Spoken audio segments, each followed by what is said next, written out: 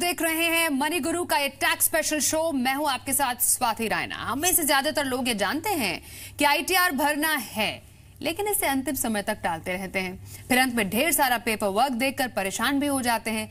ITR file करने में महज एक वक्त का समय बाकी है, 31 जुलाई आखिरी तारीख। ऐसे में अगर आपको एक टू डू लिस्ट मिल जाए तो आईटीआर फाइल करने का आपका काम हो जाएगा और आसान। इसलिए आज मनी गुरु के टैक्स स्पेशल में हम आपको बताएंगे आईटीआर फाइल करने की चेकलिस्ट, किन बातों का ध्यान रखें, कौन से डॉक्यूमेंट्स एकदम रखें अप टू डेट। और यही बताने के लिए इस वक्त हमारे साथ हैं Preeti Khurana, chief editor ClearTax. Preeti, आपका बहुत स्वागत है हमारे इस खास शो में। Thank you Swati. ITR just like exam, last minute लोग तैयारी करते हैं। अभी तो एक हफ्ता बाकी है, लेकिन शायद आखिरी दिन तक लोग इंतजार करते हैं कि ठीक है भर लेंगे। ये आलस कई लोगों को भारी इस बार पड़ने जा रहा है, क्योंकि इस बार जुर्माना भी लगेगा अगर आप आईटीआर लेट फाइल करते हैं। इसलिए सबसे पहले शुरू करते हैं आईटीआर की चेकलिस्ट से। एक एक करके डॉक्यूमेंट्स पे बात करेंगे हम प्रीति कि किन डॉक्यूमेंट्स को साथ में रखने की जरूरत है आईटीआर फाइल करते टाइम। तो सबसे पहले सबसे इंपॉर्टेंट डॉक्यूमेंट क्या? देखिए, डेफिनेटली सबसे बेसिक डॉक्यूमेंट जो है वो है आपका पैन कार्ड। तो पैन नंबर होना ज़रूरी है, ईमेल एड्रेस होना चाहिए, और अगर आप सैलरीड हैं तो फॉर्म 16 अगर आपके पास है तो रिटर्न फाइल करना जो है बहुत ही आसान हो जाएगा। ओके, तो ये तमाम जो ऐसे डॉक्यूमेंट्स हैं उनको ध्यान में रखने की जरूरत है। इनफैक्ट कुछ जैसे बैंक स्टेटमेंट हो गया, कैपिटल गेन्स इन्वेस्टमेंट प्रूफ है, ये साथ में रखने की जरूरत है। पिछले साल का आईटीआर ऑल्सो प्रीति, और कुछ पॉलिसीज या स्टेटमेंट जिनको साथ में रखने की जरूरत है। तो इसमें सबसे इम्पोर्टेंट होगा आपका फॉर्म 26 AS, जिसमें पूरा ब्यौरा होता है कि आपकी कौन कौन सी इनकम्स पर कितना टीडीएस कटा है। तो ये फॉर्म बहुत ही जरूरी है, इस फॉर्म को अपने पास रख लीजिए। बहुत सारी वेबसाइट्स अलाउ करती हैं कि आप फॉर्म में जो इन्फॉर्मेशन है, जितना टीडीएस डिडक्ट हुआ है, वो डायरेक्टली आपकी रिटर्न में आ जाता है। तो ये बहुत ही जरूरी फॉर्म है। फिर रहे आपकी बैंक स्टेटमेंट्स, क्योंकि उसमें आपकी इंटरेस्ट इनकम है, और वैसे भी सभी बैंक अकाउंट्स का जो डिटेल है वो रिटर्न में देना होता है कि अकाउंट नंबर क्या है, IFSC कोड क्या है। तो बैंक स्टेटमेंट्स में कहूंगी बहुत इंपॉर्टेंट है। और जैसे आपने कहा कैपिटल गेन्स हुई हैं, तो कैपिटल गेन्स में आपके पास कैम्स की रिपोर्ट है या कोई एक्सेल में आपने पूरा ब्यौरा बनाया हुआ है सेल परचेज का, तो वो भी अपने साथ रख लीजिए। हाँ, और पैन को आधार से लिंक करना बेहद जरूरी प्रीति, जिन लोगों ने नहीं कराया है ये कंपलसरी। देखिए स्वाति, अभी CBDT ने ये कहा था कि पैन और आधार की जो लिंकिंग है फॉर बैंक अकाउंट पर्पसेस या अदर पर्पसेस वो पोस्टपोन कर दी गई थी 31 मार्च 2019 तक। बट अगर आप रिटर्न भरने जा रहे हैं तो उसमें आधार कार्ड देना जो है मैंडेटरी है, तो वो तो आपको देना ही है। और इसके लिए सिंपल क्या करना है, आपको जो इनकम टैक्स की जो वेबसाइट है वो नोट कर लीजिए आपके सामने, इनकम टैक्स इंडिया efiling.gov.in पर आपको जाना है। इनकेस अगर आपको ये फॉर्मेलिटीज पूरी करनी, वेबसाइट पर आधार और पैन कार्ड की डिटेल्स आपको भरनी है। फिर डिटेल मैच करने पर लिंक नाउ पर आप क्लिक कीजिए, और ये जो पूरा प्रोसीजर है इसको आपको पूरा करना है। फिर आधार और पैन में लिखी जानकारियां बिल्कुल क्रॉस चेक एक जैसी होनी चाहिए। लिंक होने के बाद आपके मोबाइल पर एक मैसेज आ जाएगा। अगर आप ये पूरी फॉर्मेलिटी पैन और आधार को लिंक करके करना चाहते हैं, और जरूरी भी है, कर लेंगे तो बहुत आपको आसानी। टीडीएस का ब्यौरा होता है वो बेहद जरूरी हो जाता है। अब इसका एक और मुझे थोड़ा इंपॉर्टेंस बताइए, कितना ज्यादा हो जाता है आईटीआर भरने के लिए? देखिए, टीडीएस स्टेटमेंट जो है फॉर्म 26 AS वो क्या करता है कि अगर किसी ने भी आपकी इनकम पर टैक्स काटा है, जैसे अगर आप सैलरीड हैं तो एम्प्लॉयर सैलरी पे टैक्स काटता है, और अगर फिक्स डिपॉजिट पर इंटरेस्ट इनकम हुई है तो बैंक टीडीएस काटता है। तो जो भी ऐसे इंस्टीट्यूशंस हैं या एम्प्लॉयर है, या अगर आप फ्रीलांसर हैं तो अगर किसी ने आपको पेमेंट करी है कंसल्टेंसी की तो वो भी उस पर टीडीएस काट लेते हैं। ये सारा ही टीडीएस आपके पैन से लिंक होता है, और फॉर्म 26 AS में एक पर्टिकुलर पैन का पूरा टीडीएस अमाउंट्स आ जाते हैं कि किस किस ने आपकी इनकम पर टैक्स काटा है। अगर आपने प्रॉपर्टी बेची है तो बायर भी जो है टीडीएस काटता है प्रॉपर्टी पर, और वो भी इस स्टेटमेंट में आ जाता है। तो मान लीजिए आपने कोई सेल्फ टैक्स डिपॉजिट किया, जैसे आपने एडवांस टैक्स भरा, या रिटर्न फाइल करते समय आपको कुछ टैक्स ऊपर से देना पड़ा, तो वो सारा जो टैक्सेस हैं जो आपके पैन से लिंक्ड हैं, जो आपने जमा कर दिए या किसी ने काट करके आपके पैन में जमा कर दिए, वो सभी इंफॉर्मेशन फॉर्म 26AS में आ जाती है। और जब आप रिटर्न भरते हैं तो इनकम टैक्स डिपार्टमेंट कहता है कि उसी टैक्स को हम मानेंगे आपने पे किया है जो इस फॉर्म में आ रहा है। तो अगर कोई टीडीएस है जो इस फॉर्म में नहीं है, उसका बेनिफिट आप को नहीं मिल पाएगा। इसलिए ये डॉक्यूमेंट बहुत जरूरी बन जाता है। इसके बिना मैं कहूंगी शायद रिटर्न फाइल हो ही नहीं सकती। हाँ, क्योंकि एक शो हमने इस पे भी किया था कि फॉर्म 16 नहीं भी है तब भी आप ITR भर सकते हैं, लेकिन फॉर्म 26AS होना बहुत जरूरी है। आसानी से डाउनलोड किया जा सकता है प्रीति 26AS फॉर्म को? बिल्कुल। आप इनकम टैक्स डिपार्टमेंट की वेबसाइट है TDS, उस पर जाइए और खाली अपना पैन नंबर दीजिए, डेट ऑफ बर्थ डालिए और ऑटोमेटिकली जो है ये डाउनलोड हो जाएगा। PDF में आप निकाल सकते हैं या एक नॉर्मल फाइल की तरह आप इसको देख सकते हैं। और अगर कोई ऑनलाइन E-फाइलिंग प्लेटफॉर्म यूज कर रहे हैं तो वो ऑटोमेटिकली आपकी जो एंट्रीज हैं उनको पुल आउट कर लेंगे फॉर्म 26AS से। ओके, तो फॉर्म 26AS बहुत जरूरी। एक और चेकलिस्ट में एक और फॉर्म डाल दीजिए जो आपको करने की जरूरत है। तो अब तक हमने क्या डिस्कस किया है? आप जो तमाम डॉक्यूमेंट्स हैं उनको अपने साथ रखिए TDS भरने के लिए, अब माफ कीजिए अपना ITR भरने के लिए। उसके बाद पैन को आधार से लिंक आप करें, उसका प्रोसीजर हमने आपको बताया। वहीं जो आपके लिए 26AS का फॉर्म है वो बेहद जरूरी हो जाता है ITR भरने के लिए। अब सही ITR फॉर्म चुनना बेहद जरूरी होता है। सैलरीड क्लास के लिए सरल फॉर्म ITR 1 और बाकी 7 तरीके के in total Preeti ITR forms हैं। कौन सा किन के लिए? देखिए, आपने बिल्कुल सही कहा। सैलरीड अगर है और 1 हाउस प्रॉपर्टी है तो ITR 1 एप्लीकेबल है। बट जैसे ही आपके पास कोई और इनकम है, मान लीजिए कैपिटल गेन्स हैं या आप एक से ज्यादा प्रॉपर्टी ओन करते हैं, तो आप ITR 2 में आ जाएंगे। बट ITR 2 में भी सैलरी इनकम आ सकती है। तो अगर आप सैलरीड हैं और आपको कैपिटल गेन्स हुए और साथ साथ आपके पास एक से ज्यादा प्रॉपर्टी है तो ITR 2 भरिए। और ITR 1 में एक लिमिटेशन और है कि ये उन लोगों के लिए है जिनकी इनकम 50 लाख तक है। तो अगर आपकी टोटल इनकम 50 लाख से ज्यादा है तो आपको ITR 2 भरनी होगी। और जो रेजिडेंट्स हैं खाली वही ITR 1 भर सकते हैं। नॉन रेजिडेंट्स ITR 1 इस साल से नहीं भर पाएंगे, वो ITR 2 या कोई और फॉर्म भरेंगे। तो ITR 2 हो गया उनके लिए जिनके कैपिटल गेन्स हैं या एक से ज्यादा प्रॉपर्टी है। और अगर बिजनेस करते हैं तो ITR 3 एप्लीकेबल है। ITR 3 भरिए। और जो लोग हैं जो प्रिजम्पटिव टैक्सेशन का फायदा उठाना चाहते हैं वो ITR 4 भरते हैं। तो मेनली ये 4 फॉर्म्स रहते हैं। बेस्ड अपॉन की आपकी इनकम के सोर्सेज क्या हैं उस हिसाब से फॉर्म चुनिए। और बाकी ये हमने 4 फॉर्म्स की बात की। ITR 1, 2, 3, 4 मेन फॉर्म्स हैं। ITR 5, ITR 6 और ITR 7 किन के लिए? देखिए, ये मोस्टली जो है कोई फाइनेंशियल इंस्टीट्यूशन है, रिलीजियस इंस्टीट्यूशंस हैं, एजुकेशनल इंस्टीट्यूशंस हैं या पॉलिटिकल पार्टीज वगैरह हैं। तो नॉर्मली इंडिविजुअल्स को ये फॉर्म्स जो है अप्लाई नहीं होते हैं। ओके, तो ITR चेकलिस्ट में हमने ये बात की, आपकी सही ITR फॉर्म चुने, किसके लिए कौन सा फॉर्म। इस बीच कुछ दर्शकों से भी बात करते हैं। लाइव कॉलर इस वक्त हमारे साथ जुड़ गए हैं ओडिशा से PS महापात्रा। महापात्रा जी, बहुत स्वागत है आपका हमारे टैक्स स्पेशल मनी गुरु में। बताइए क्या जानना चाहते हैं? Good morning ma'am. जी सर, बताइए। एक्चुअली मैं एक सैलरी पर्सन हूँ और मेरा इनकम 7 लाख है। तो और कैपिटल गेन में मुझको भी थोड़ा इनकम हुआ है थ्रू शेयर। तो मैं कौन सा फॉर्म भरूं, ITR 1 या ITR 2? क्योंकि तो ITR 1 में एक ऑप्शन भी है, लॉन्ग टर्म कैपिटल गेन में जो है उसका एक कॉलम है और डिविडेंड में भी एक कॉलम है। जो डिविडेंड भी मुझको मिला है और कैपिटल गेन भी हुआ है। जी हाँ, तो ये बताइए कि ITR 2 भरूं या 1 भरूं? ये जो कैपिटल गेन्स हैं आपके, ये शॉर्ट टर्म है या लॉन्ग टर्म है? कैपिटल गेन है लॉन्ग टर्म है। और इक्विटी शेयर से है? Equity mutual funds? Equity share से। इक्विटी शेयर से है, ठीक है। तो अगर आपको लॉन्ग टर्म कैपिटल गेन्स हुए हैं इक्विटी शेयर से, तो वो फाइनेंशियल ईयर 17-18 यानी कि जिसकी आप रिटर्न भर रहे हैं इस साल वो एग्जेम्प्ट है। और जैसे आपने कहा कि आपकी इनकम जो है मोस्टली सैलरी है, तो लॉन्ग टर्म कैपिटल गेन्स का जो अमाउंट है एग्जेम्प्ट अमाउंट, वो आप ITR 1 में बिल्कुल भर सकते हैं। तो आप बहुत आसानी से ITR 1 भरिए। ओके, तो ITR 1 फॉर्म भरना है महापात्रा जी आपको। और क्योंकि इनका लॉन्ग टर्म कैपिटल गेन है और शॉर्ट टर्म कैपिटल गेन होने पर प्रोसीजर ऐसा होगा?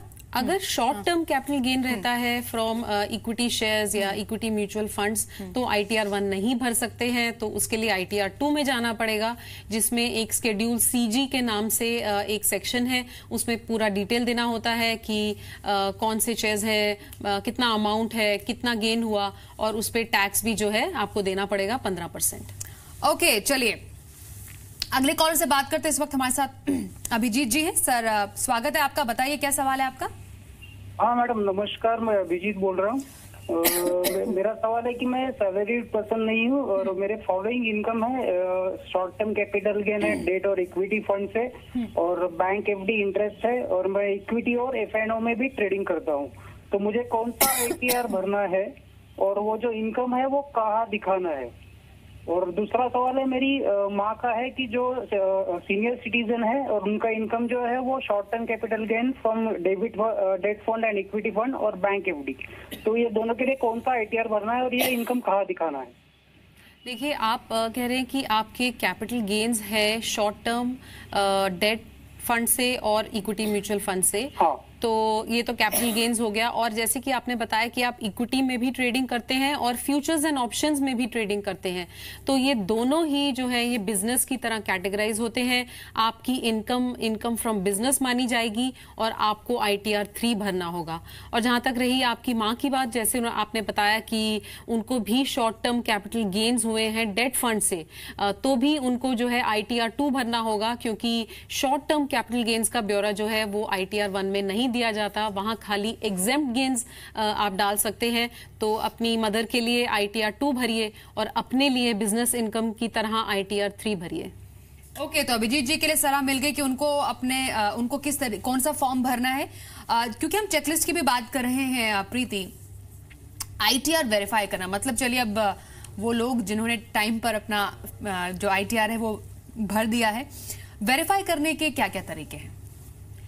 देखिए, वेरिफिकेशन एक बहुत क्रिटिकल स्टेप है, क्योंकि अगर आपने वेरीफाई नहीं किया तो मान लीजिए कि आपने रिटर्न भरा ही नहीं, तो वेरीफाई ज़रूर करिए। और सबसे आसान तरीका मैं कहूँगी कि ये है कि आप नेट बैंकिंग से वेरीफाई करिए। इसका मतलब ये है कि आपके पास कोई भी बैंक अकाउंट हो जिसमें नेट बैंकिंग की फैसिलिटी हो, लॉगिन करिए, उसमें ढूंढिए टैक्स रिटर्न की ऑप्शन कहाँ पर है, और वो सीधा आपको डिपार्टमेंट की वेबसाइट पर ले जाएगा और रिटर्न वेरीफाई हो जाएगी। दूसरा तरीका ये है कि अगर आपका कोई रिफंड नहीं है, आपकी इनकम 5 लाख तक है, तो आप इनकम टैक्स डिपार्टमेंट की वेबसाइट पर जाकर के और वहीं से एक EVC कोड जनरेट करके और आप रिटर्न वेरीफाई कर सकते हैं। आप आधार यूज करके भी अपनी रिटर्न वेरीफाई कर सकते हैं इनकम टैक्स डिपार्टमेंट वेबसाइट पर।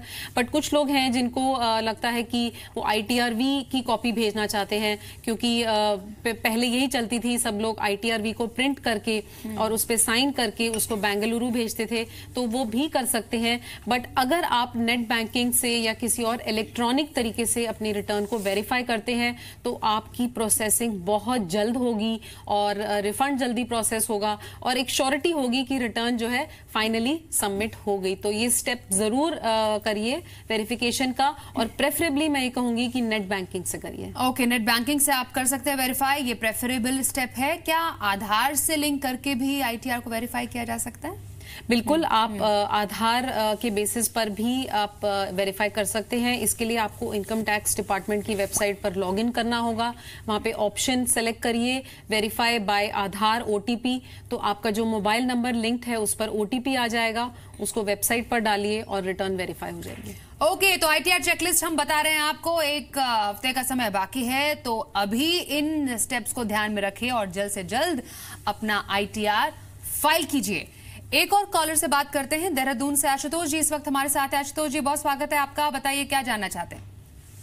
मैं जानना चाहता हूँ कि मेरी जैसे ग्रॉस इनकम 3,19,000 डिक्लेयर करी है एज पर 16B फॉर्म, और मेरा कुछ इन्वेस्टमेंट डीमैट अकाउंट में भी था 20,000 के अराउंड, जिसमें कि मेरे को 8,000 गेन हुआ है फाइनेंशियल ईयर 17-18 में। तो फॉर्म 26AS में नहीं दिख रहा है जो टैक्स काटा गया है, तो उसके रिगार्डिंग था। आपका जो TDS है वो कौन से TDS के बारे में बात कर रहे हैं जो फॉर्म 26AS में नहीं? जो डीमैट अकाउंट में जो ट्रेडिंग वगैरह हुई है, इंट्राडे वगैरह की। ओके, देखिए, जो भी आप ट्रेडिंग करते हैं शेयर्स में, उसमें अगर आपका कैपिटल गेन्स टैक्स ड्यू है वो टीडीएस नहीं कटता है, वो फॉर्म 26 एएस में नहीं आएगा। वो आपकी उसका जो ओनस है उसको अपनी रिटर्न में डालने का वो आप पर है, तो वो कैलकुलेशन आपको करनी होगी। अपने ब्रोकर से रिपोर्ट मांगिए कि ये शेयर जो है ये कब बेचा गया, कितने में बेचा गया, और आपने जब परचेज किया था उसका ब्यौरा निकालिए। और टैक्स जो है आपको सेल्फ कंप्यूट करके मैं कहूंगी टैक्स पेमेंट भी कर दीजिए, और ये पूरी डिटेल जो है आपको आईटीआर में डालनी होगी, क्योंकि जो भी कैपिटल गेन्स होती हैं उन पे टीडीएस नहीं काटा जाता। जो इक्विटी में जो डीलिंग्स होती हैं, चाहे वो म्यूचुअल फंड्स हो, चाहे वो इक्विटी शेयर्स हो, तो इसका जो टैक्स पेमेंट की और जो रिपोर्टिंग की रिस्पॉन्सिबिलिटी है वो पूरी आप पर है। ओके, एक और लाइव कॉलर इस वक्त हमारे साथ है, कोटा से धर्मपाल। धर्मपाल जी, बहुत स्वागत है आपका। सर बताइए, क्या जानना चाहते हैं आप? ऐसे है हमारी साड़ी है सर, फिर से सवाल रिपीट कीजिए अपना। हमारी बहन सर थोड़ा सा ना आपका वॉइस थोड़ी कट रही है, फिर भी सवाल हमने आपका जान लिया है। थोड़ा सा हम चाहेंगे फिर से फ्लैश करें, क्या जानना चाहते हैं। इनका टीडीएस कट चुका है। धर्मपाल जी सुन लीजिएगा मैं क्या कह रही हूँ, तब तक हम आपको फिर से कॉल लगाते हैं। लेकिन ये फॉर्म 26 एएस में शो नहीं कर रहा है, तो ऐसे केस में क्या किया जाना चाहिए? प्रीति, देखिए, नॉर्मली क्या रहता है कि जो भी डिडक्टर है वो टीडीएस काट लेते हैं, उसके बाद वो जाकर के एक टीडीएस की रिटर्न फाइल करते हैं इनकम टैक्स डिपार्टमेंट पर, और उनको बताते हैं कि ये सभी जो है लोग हैं जिनको हमने पेमेंट करी और हमने उनका टीडीएस काटा और उनका ये पैन है। ऐसी एक रिपोर्ट बना करके वो इनकम टैक्स डिपार्टमेंट में जाके जमा कर देते हैं ऑनलाइन। बट कई बारी जो है बैंक से या जो भी एजेंसी है जिसने आपका टीडीएस काटा है उनसे गलती हो जाती है और वो पैन गलत लिख देते हैं या वो आपका अमाउंट नहीं इंक्लूड करते, तो फिर वो आपके फॉर्म 26 एएस में नहीं दिखता। तो अगर आप श्योर हैं आप कि इस पे टीडीएस कटा है, तो आपका राइट है, आप जाइए एजेंसी के पास। एक फॉर्म 16A रहता है, विच इज जैसे फॉर्म 16 होता है जो सैलरीड को मिलता है, वैसे ही फॉर्म 16A होता है जो बाकी सभी को मिलता है जिनकी किसी और इनकम पर टीडीएस कटा हो। जैसे बैंक ने एफडी इंटरेस्ट पर टीडीएस काटा तो वो फॉर्म 16A देते हैं। तो फॉर्म 16A मांग लीजिए, उसमें चेक करिए कि कितना टीडीएस कटा है, और फॉर्म 26 एएस से उसको वेरीफाई करिए। अगर नहीं डिफरेक्ट हो रहा है तो बैंक के पास जाइए और उनको बोलिए कि मेरे फॉर्म 26 एएस में नहीं आ रहा है, तो उनसे गलती हुई होगी, और वो जो है रिवाइज्ड टीडीएस स्टेटमेंट जब इनकम टैक्स डिपार्टमेंट में फाइल करेंगे तो ऑटोमेटिकली आपका जो टीडीएस है वो रिफ्लेक्ट करने लगेगा। तो इस पूरी प्रोसीजर में कितना टाइम लग सकता है? ऐसा तो नहीं है कि 31 जुलाई के बाद तक का भी टाइम लग जाए? देखिए प्रियंका, आपकी बात स्वाति आपकी बात बिल्कुल सही है। टाइम जो है डेफिनेटली लगता है, क्योंकि बैंक इतने सारे लोग आते हैं तो बैंक हरदम अपडेट नहीं करता है, वो भी वेट करते हैं कि 8-10 एंट्री हो, एक ही बारी रिवीजन डालते हैं। बट जैसे ही उन्होंने रिवीजन डाला, आप रिटर्न और आप कंफर्म्ड है कि बैंक ने रिवाइज टीडीएस स्टेटमेंट फाइल कर दिया है, तो आप अपनी रिटर्न सबमिट कर दीजिए। जब तक प्रोसेसिंग होगी तो मेरा अंदाजा ये है कि फॉर्म 26 एएस में रिफ्लेक्ट करेगा। ओके, तो टैक्स स्पेशल मनी गुरु आप देख रहे हैं। आईटीआर चेकलिस्ट हम आपको बता रहे हैं कि अगर अब तक आपने आईटीआर फाइल नहीं किया है तो आपको कौन कौन से डॉक्यूमेंट्स और किन बातों का ध्यान रखने की जरूरत है, ये भी बताएंगे कि आईटीआर फाइल करते टाइम किन गलतियों से बचना है, और दर्शकों के सवाल भी थोड़ी देर में। देखते रहिए मनी गुरु।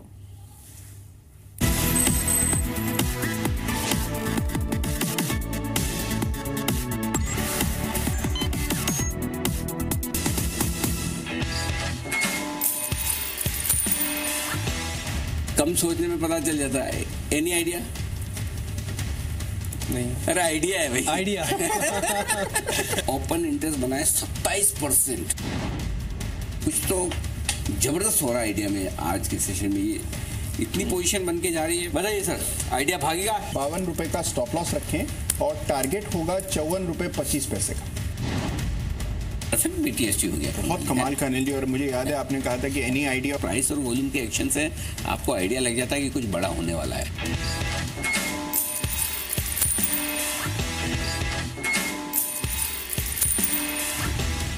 एलएनटी ये है स्टॉक जो रिजल्ट के पहले एक मौका आपको खरीदारी का दे सकता है। स्टॉप लॉस 1265 का है, टारगेट पहला 1295 है और दूसरा 1310 है। स्टॉक ऑफ द डे का जो पहला टारगेट है वो तो अचीव हुआ है। 1295 LNT। आप पूछ भी रहती जब जहाँ खुले वहाँ क्या करना चाहिए, तब बताया गया था खरीदना चाहिए स्टॉक।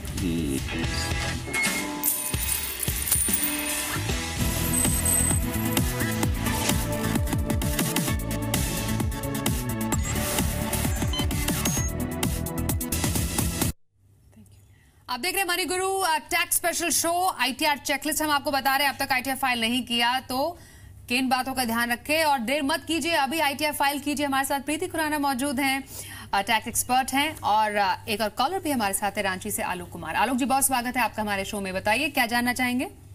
धन्यवाद मैडम, नमस्कार। नमस्ते।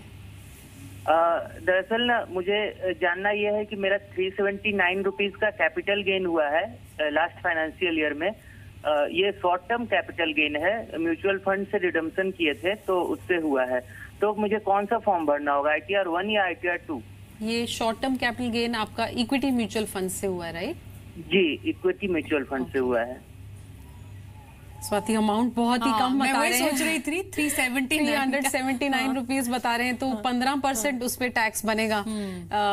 तो बहुत ही कम, मतलब 100 रुपए से भी कम होगा। तो मतलब मैं तो यही कहूंगी कि कंप्लायंस तो यही कहता है कि अगर आपका शॉर्ट टर्म कैपिटल गेन्स है तो उसको रिपोर्ट करिए, उसमें कोई डिडक्शन एग्जेम्पशन नहीं होता है, तो रिपोर्ट करना होता है। और साथ साथ मैं ये भी ऐड कर दूंगी कि अगर 100 रुपए से कम की टैक्स की गलती होती है तो इनकम टैक्स डिपार्टमेंट उसको माफ भी कर देता है। तो दोनों ही बातें नजर में रखिए कि शॉर्ट टर्म कैपिटल गेन्स जो है टैक्सेबल होती हैं फुली, और उनको रिपोर्ट करना आपकी ड्यूटी है।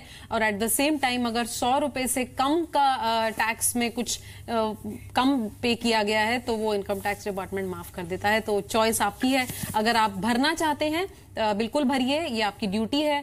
ITR 2 में ये जाएगा तो ITR 2 फाइल करिए। बाकी इनकम टैक्स डिपार्टमेंट की मेहरबानी कि वो इनका जो जितना भी अब इनकी देनदारी है, क्या पता वो माफ भी कर दे, लेकिन आप जरूर अपना ये जो आपकी देनदारी बनती है उसको जरूर पे कीजिएगा। अगले कॉलर लाइव हमारे साथ जुड़ गए हैं, शशांक जी। शशांक जी, कैसे हैं आप, कहाँ से हैं? मैडम, मैं पूना से बोल रहा हूँ। बताइए सर, क्या जानना चाहेंगे? और मेरा क्या है कि I am a salary person, मेरा बाकी लॉन्ग टर्म गेन वगैरह कुछ नहीं है। लेकिन अभी मेरा PPF और CPF का इंटरेस्ट वो दोनों मिला के होता है अराउंड 3 लाख रुपीज, और सैलरी होती है एक कुछ 5 लाख रुपीज। तो वो ITR 1 में कहाँ दिखाने का रहता है? वो 10(11) या 10(12) सेक्शन, इसमें कहाँ दिखाने का, और या नहीं दिखाए तो भी चलता है? तो आप PPF और EPF की बात कर रहे हैं? इंटरेस्ट PPF और GPF, गवर्नमेंट का जो रहता है ना प्रोविडेंट फंड। ओके, ठीक है। तो देखिए, आपने जैसे कहा आपकी बाकी इनकम सैलरीड है तो ITR 1 भरिए, और आप पूछ रहे हैं कि ये एग्जेम्प्ट इनकम होती है तो PPF पे जो आपको इंटरेस्ट मिलता है या EPF पर जो इंटरेस्ट मिलता है ये टैक्सेबल नहीं होता है, ये एग्जेम्प्ट इनकम होती है। और ITR 1 में जो है 3-4 कॉलम्स हैं एग्जेम्प्ट इनकम भरने के। एक तो है लॉन्ग टर्म कैपिटल गेन से, एक है आपका डिविडेंड इनकम, एक है एग्रीकल्चर इनकम, और एक है अदर्स। तो अदर्स में जो है ये अमाउंट जाएगा एग्जेम्प्ट इनकम का, जो आप बता रहे हैं कि PPF का इंटरेस्ट है और EPF का इंटरेस्ट है, जोड़ लीजिए और अदर्स अंडर एग्जेम्प्ट इनकम में ITR 1 में भरिए। ओके, तो श्यामचंद्र जी का अब लेते हैं अगला मैसेज। मेल हमारे पास आया है, ये कह रहे हैं कि 2 कमर्शियल प्रॉपर्टी के को ओनर हैं ये। एक प्रॉपर्टी में ये खुद को ओनर हैं और एक में इनकी वाइफ। दोनों प्रॉपर्टी से रेंट मिलता है, टैक्स देनदारी कैसे तय होगी?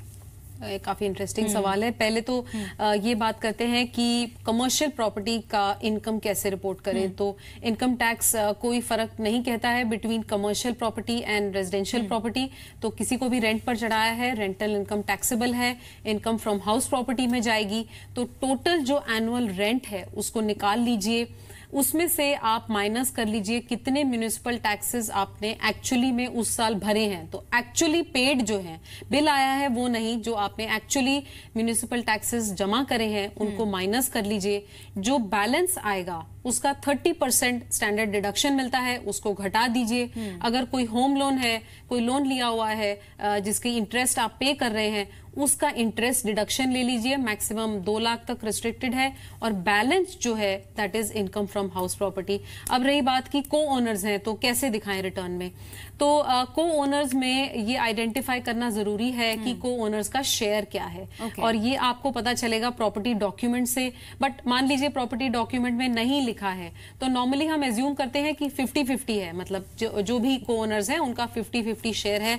बट कई बारी जैसे आपने बताया हस्बैंड वाइफ का रिलेशनशिप है तो वाइफ को ओनली फॉर नेम से जो है ऐड कर देते हैं, उन्होंने कुछ कंट्रीब्यूशन नहीं किया होता प्रॉपर्टी खरीदने में, तो इस केस में हस्बैंड की रिटर्न में जो है पूरा ही रेंटल इनकम दिखा देते हैं और हस्बैंड टैक्स भरते हैं इस पर। ओके, एक और सवाल हम लेंगे।